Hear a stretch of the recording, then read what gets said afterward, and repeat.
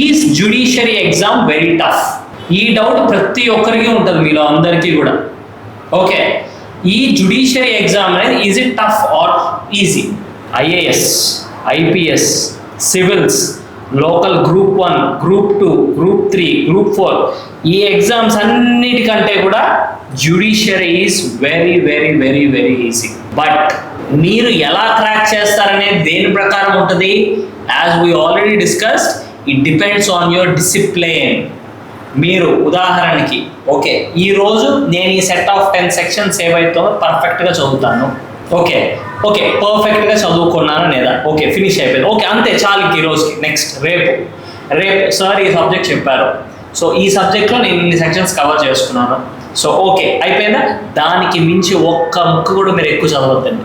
Okay, next సరే sir ఇప్పుడు ఏం చెప్పారు? 10 సెక్షన్స్ ఏవైతే ఉన్నాయో 10 సెక్షన్స్ చూసుకోమన్నారు కదా అని చెప్పి పర్ఫెక్ట్ కూర్చొని ఏం చేస్తాడు? మొత్తం రాస్తారు అనమాట. బేరాక్ట్ అంతా రాస్తారు. రాసి మొత్తం బై హ్యాట్ చేస్తారు. Now the question is whether is it important to replicate the బేరాక్ text in the examination? నిన్న కూడా ఒకరు అడిగారు నన్ను సేమ్ క్వశ్చన్ ఫోన్లో, సార్ ఇలా బేరాక్ టెక్స్ట్ ఏదైతే ఉందో అది మేము రెప్లికేట్ చేయాలా ఈ మెయిన్స్ ఎగ్జామ్లో? చేయకపోతే మార్క్స్ వేయరంట కదా. Okay, the answer is very simple. It depends on question. ఉదాహరణకి for example, I hope most of your final year students లేకపోతే లా కంప్లీట్ చేసిన వాళ్ళు ఉంటారు. ఫస్ట్ ఇయర్స్ ఉన్నవాడు anyway will go from the basics.